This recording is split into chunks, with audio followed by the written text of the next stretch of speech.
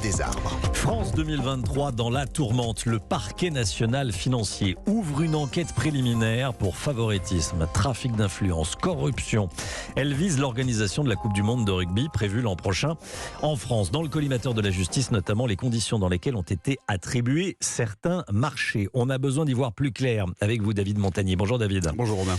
Tout d'abord, cette information que je donnais dès les titres d'Europe Midi, une perquisition est en cours au siège du comité d'organisation de cette Coupe du Monde de rugby.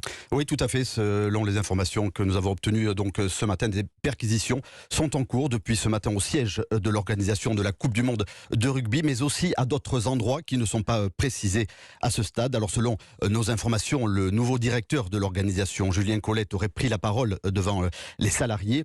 Alors plusieurs infractions sont visées, vous l'avez indiqué Romain, celles de favoritisme, de trafic d'influence, de corruption, mais également d'autres délits liés à ces infractions. L'enquête a été confiée aux gendarmes de la section de recherche de Paris. Alors cette enquête fait suite au signalement effectué par la ministre des Sports, c'était l'été dernier, sur la gouvernance de l'ancien directeur général de l'organisation de la Coupe du Monde, Claude Hatcher.